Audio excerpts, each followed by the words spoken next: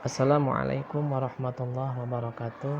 Bismillah, alhamdulillah, wala hawla wala quwata illa billah. Rabbi shrahli sadri wa yassir li amri wahlul 'uqdatam min lisani yafqahu qawli. Alhamdulillah wa syukurillah, kita panjatkan puji syukur kehadirat Allah Subhanahu wa taala atas rahmat dan taufik hidayahnya kepada kita semua, hingga pada kesempatan hari ini kita masih diberikan nikmat oleh Allah untuk menjalankan aktivitas kita. Mudah-mudahan semuanya dalam keadaan sehat walafiat. Anak-anakku sekalian, berjumpa lagi dengan Pak Dedi Rohmana. Alhamdulillah, hari ini kita akan belajar kembali di mata pelajaran pendidikan agama Islam dan budi pekerti yang sebelumnya sudah kita pelajari di pertemuan sebelumnya, yaitu tentang penyembelihan hewan, dan kita akan lanjutkan untuk materi pada hari ini. Sebelum berlanjut, coba Bapak pengen kalian perhatikan dulu gambar apa yang Bapak tampilkan di layar ini. Itu yang pertama ada gambar hewan, dua ekor hewan, kambing dan sapi. Kemudian ada proses penyembelihan, dan yang ketiga ada proses cukur rambut bayi. Lalu ada pembagian daging, serta ada satu kotak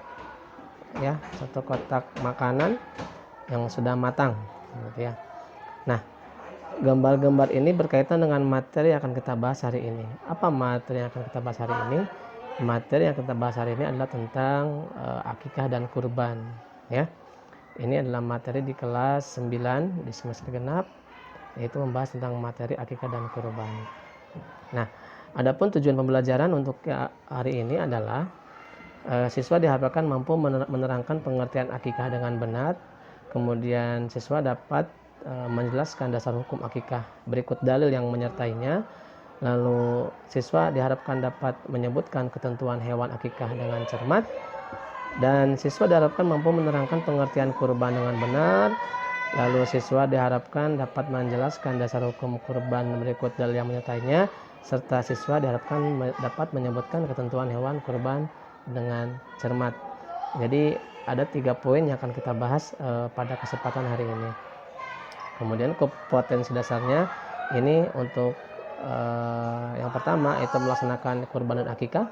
Yang kedua, menunjukkan perilaku empati dan gemar menolong kaum du'afa sebagai implementasi pemahaman makna ibadah kurban dan akikah.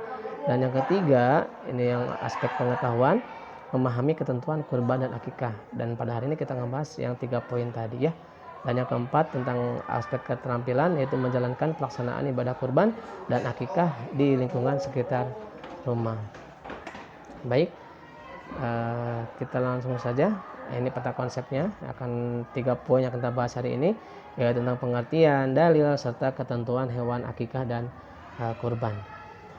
Nah, kurban adalah tindakan penyembelihan hewan ternak dengan niat untuk beribadah demi mendekatkan diri kepada Allah, yang dilakukan pada hari raya Idul Adha sampai akhir hari tasyrik, yaitu pada tanggal 11, 12 sampai 13 Zulhijjah. Dan hukumnya sunnah muakkad, sangat dianjurkan bagi yang mampu. Jadi untuk jumlah hari untuk berkurban itu ada 4 hari selain pada hari raya Idul Adha, yaitu tanggal 10 Zulhijjah, ditambah 3 hari ke depan disebut dengan hari tasyrik, tanggal 11, 12 dan 13 Zulhijjah. Maka seorang muslim diharamkan untuk berpuasa pada tanggal 11, 12, 13 Zulhijjah ini ya. Itu diberikan kesempatan untuk muslim apabila ingin melaksanakan ibadah kurban. Yang kedua, yaitu akikah. Akikah berasal dari kata aqqa yang artinya membelah dan memotong. Secara istilah atau syar'inya yaitu penyembelihan sebagai ungkapan rasa syukur kepada Allah atas anugerah anak yang diberikan ya.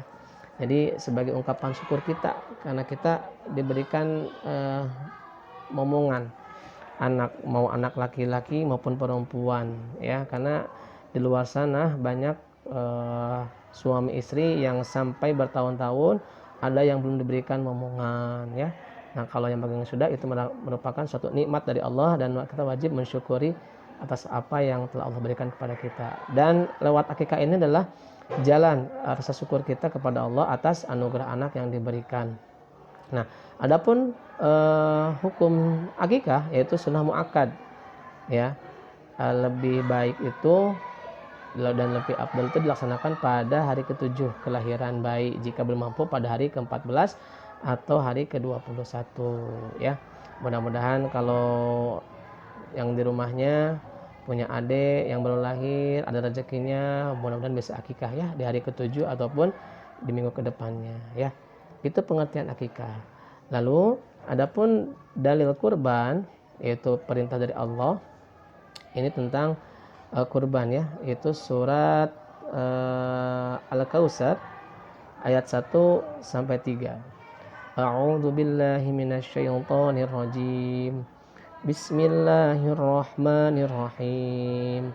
Inna a'tainakal kautsar fasholli lirabbika wanhar. Inna syani'aka huwal abtar. Artinya, sungguh kami telah memberi Muhammad nikmat yang banyak. Laksanakanlah sholat karena Tuhanmu dan berkurbanlah sebagai ibadah dan mendekatkan diri kepada Allah. Sungguh orang-orang yang membencimu dialah yang terputus dari rahmat Allah. Nah, ini salah satu dalil dari perintah untuk melaksanakan ibadah kurban. Adapun untuk akikah, Rasulullah SAW bersabda, qala Rasulullah SAW, al-ghulamu murtahinun bi'aqiqatihi tuzbahu anhu fil yaumi sabi' wa yukhlaqu ra'suhu wa yusamma. Rasulullah SAW bersabda, tiap-tiap bayi itu tergadai dengan akikahnya. Yang harus dipotongkan itu kambing pada hari ke-7 dari kelahirannya, dicukur rambutnya dan diberi nama. Jadi kalau adat di rumah di satu kampung ya, di tempat tinggal mungkin sama ya, selain dari kita akikah itu juga nanti pas acara tahlil itu dihadirkan anaknya dan dipotong rambutnya ya. Nah, itu seperti itu. Nah, lalu setelah kita membahas dalilnya, di sini ada beberapa syarat untuk hewan kurban. Yang pertama, hewan tersebut diniatkan untuk kurban. Yang kedua, hewan kurban harus sehat, tidak boleh cacat, gitu ya. Artinya tidak boleh cacat itu tidak ada yang luka sedikit pun dari badan hewan ini, seperti contoh giginya patah, ya, atau kakinya pincang. Nah, itu yang tidak boleh dijadikan hewan kurban, ya. Jadi harus betul-betul sehat untuk hewannya. Kemudian untuk kambing atau domba sudah berusia 1 tahun atau sudah berganti gigi.